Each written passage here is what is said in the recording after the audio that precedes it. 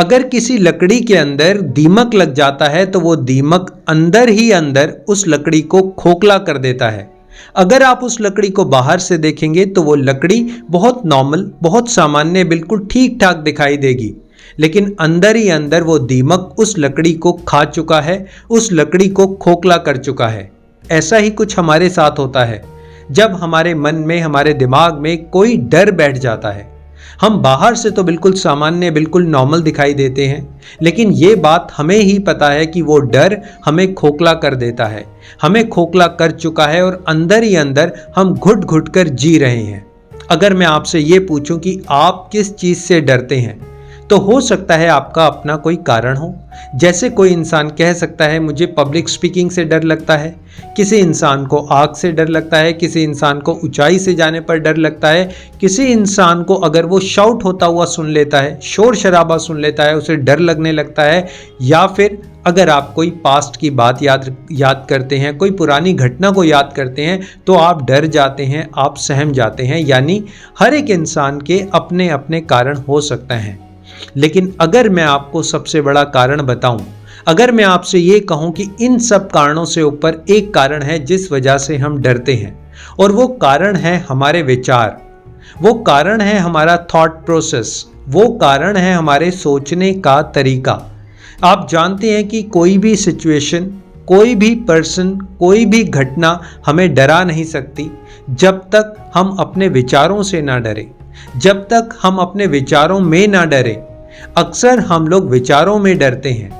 बहुत कम ऐसे real situations आती है जब हमें डर लगने लगता है। अगर एक एग्जाम्पल के तौर पर मैं आपसे पूछूं कि क्या आप शेर से डरते हैं, तो आप कहेंगे हाँ, और आपका कहना जायज़ है क्योंकि शेर सबसे बड़ा जानवर है, हमें उससे डर लगता है। लेकिन अगर मैं आपसे ये कहूँ कि शेर का सामना आपने लाइफ में कितनी बार किया है, तो शायद एक बार भी हमने शेर का सामना नहीं किया। माय डियर फ्रेंड्स, सबसे पहले हम अपने विचारों में डरते हैं। शायद कुछ ऐसी घटनाएं हैं जिनको याद करके हम डरते हैं, शायद किसी और इंसान के साथ कुछ ऐसा एक्सपीरियंस हुआ जिसे आप फील करने लग जाते हैं। यानी कुल मिलाकर सबसे पहले डर हमारे मन में आता है, हमारी फीलिंग्स में आता है, हमारे इमोशंस में आता है। देखिए, डर दो तरह से हो सकता है। एक होता है हमारी कल्पनाओं में डर, और एक होता है वास्तविकता का डर। आई रिपीट माई वर्ड्स, कल्पनाओं का डर, कल्पनाओं में होने वाला डर। जैसा कि अगर आप ड्रीम्स देखते हैं, सपना देखते हैं, तो अक्सर हमारे साथ क्या होता है, हम छत से गिर जाते हैं, या कोई हमारा एक्सीडेंट हो जाता है, या कुछ भी अनहोनी हो जाती है ड्रीम्स के अंदर। लेकिन हमारा सबकॉन्शियस माइंड उस बात को नहीं समझ पाता कि ये एक ड्रीम है, ये एक सपना है, और हम डर जाते हैं। तो ये है हमारी कल्पनाओं का डर। कल्पनाओं का डर जब हम अपने मन ही मन ख्याल बनाने लगते हैं। अगर आपने ख्याल बनाया कि मैं वहाँ जाऊँगा, ऐसा होगा, वैसा होगा, मैं अगर उस पार्टी में गया तो मेरी शायद इंसल्ट हो सकती है, मैं इंटरव्यू देने गया तो मैं फेल हो सकता हूँ, मेरी इंग्लिश अच्छी नहीं है, मैं जाकर क्या बोलूँगा, लोग मुझसे सवाल पूछेंगे। अक्सर ये होता है कल्पनाओं का डर। आप देखेंगे लोग पार्टी में जाने से घबराते हैं, लोग गैदरिंग में जाने से घबराते हैं, मीटिंग से पहले, प्रेजेंटेशन से पहले घबराते हैं। डर लगने लगता है क्योंकि सबसे पहले हमारे विचारों में, हमारी कल्पनाओं में हमारी अपनी इमेज बनती है। यस माय डियर फ्रेंड, हमारी कल्पनाओं में हमारी इमेज क्या है, हमारी कल्पनाओं में, हमारी इमेजिनेशंस में हम अपने आप को कैसे देखते हैं। देखिए, अगर हम अपने आप को कमज़ोर देखते हैं, अगर हमारे को लगता है कि किसी चीज़ को मैं फेस नहीं कर सकता, कोई चीज़ मैं लर्न नहीं कर सकता, मैं ऐसा नहीं कर सकता, वैसा नहीं कर सकता, मेरी किस्मत ख़राब है, मैं तो हमेशा दुखी ही रहूँगा, यानी ये हमारी कल्पनाएं हैं। तो डर दिन पे दिन बढ़ता चला जाता है। और कुछ होते हैं वास्तविकता के डर। वास्तविकता का डर जानते हैं, मान लीजिए आप सफ़र पर जा रहे हैं, आपका ट्रेन का सफ़र है और आपको थोड़ा सा डर लगता है। देखिए, हर इंसान को डर लगता है। कोई इंसान अगर आपको कहे मुझे डर नहीं लगता तो वो बिल्कुल गलत है। हर इंसान के अंदर डर है, परसेंटेज थोड़ा ऊपर या ज़्यादा हो सकती है।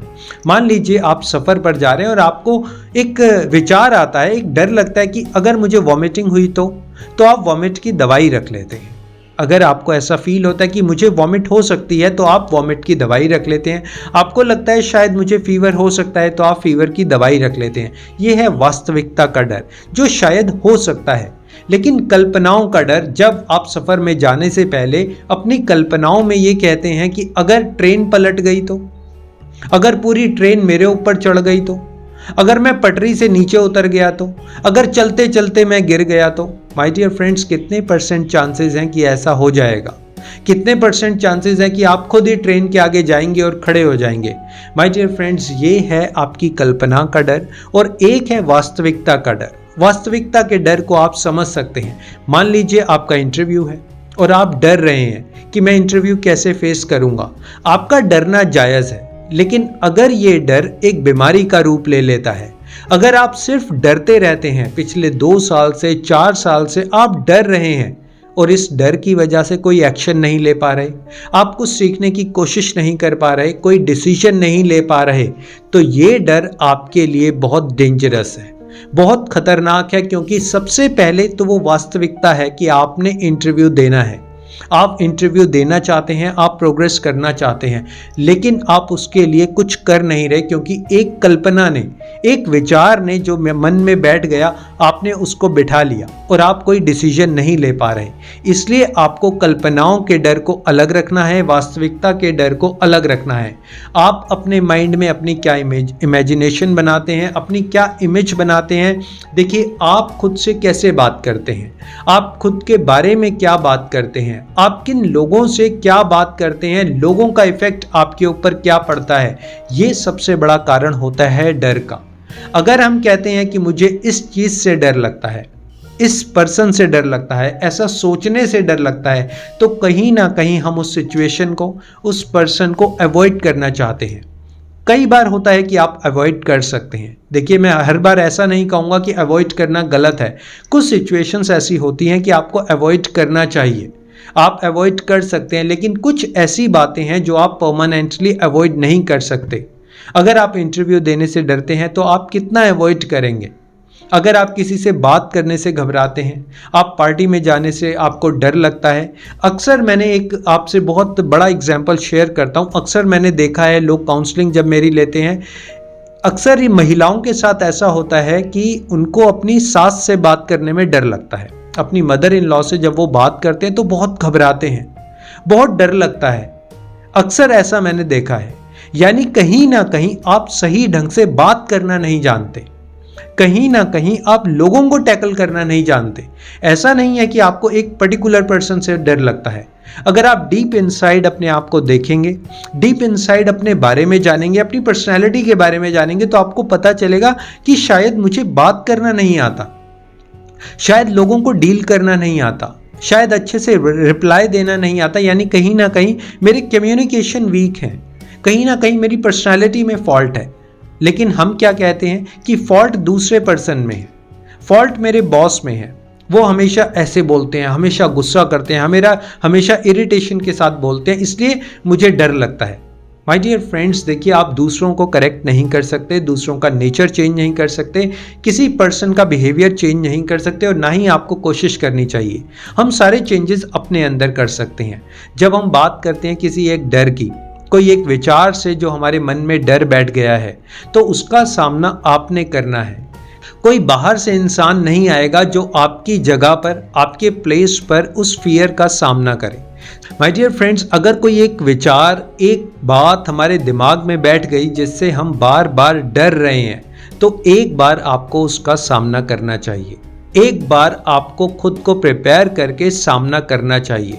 आप ये देखिए कि मैक्सिमम रिजल्ट क्या होगा। हो सकता है आपकी इंसल्ट हो जाए, हो सकता है आप जॉब इंटरव्यू में फेल हो जाए, हो सकता है कोई आपके ऊपर शाउट करे, आपको कोई गुस्से से बोले, कुछ भी हो सकता है। लेकिन जब तक आप उस रिजल्ट को देखेंगे नहीं, जब तक एंड रिजल्ट को आप रियलाइज नहीं करेंगे, अपनी आंखों से देखेंगे नहीं, तब तक आप कल्पनाओं में जिएंगे। और जब तक आपकी कल्पनाएं हैं, तब तक आपका डर, आपका भय बना रहेगा। लेकिन जब आप डट कर एक बार, एक क्षत्रिय की तरह, एक वॉरियर की तरह एक बार अपने डर का सामना करेंगे, तो यकीन मानिए आपको अपने डर के बारे में पता चलेगा।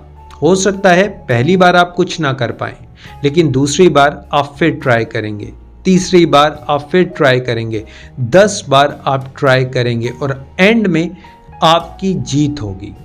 एंड में आप एक वॉरियर की तरह, एक विक्टर की तरह जीत कर वापस आएंगे। माय डियर फ्रेंड्स, मेरा वीडियो बनाने का पर्पज़ ये है कि आप अपने नेगेटिव थॉट से बाहर आएं, अपनी लाइफ को सेलिब्रेट करें, अपनी पर्सनालिटी को इम्प्रूव करें। और जब आप कमेंट करते हैं मुझे अच्छा लगता है, जब आपकी लाइफ इम्प्रूव होती है मुझे बहुत अच्छा लगता है, बहुत खुशी होती है। ऐसे ही मेरे साथ जुड़े रहने के लिए, अपना प्यार देने के लिए थैंक यू सो मच। हमेशा हंसिए, मुस्कुराइए, प्रकृति की गोद में रहिए, अपने ऊपर काम करते रहिए। Thank you so much.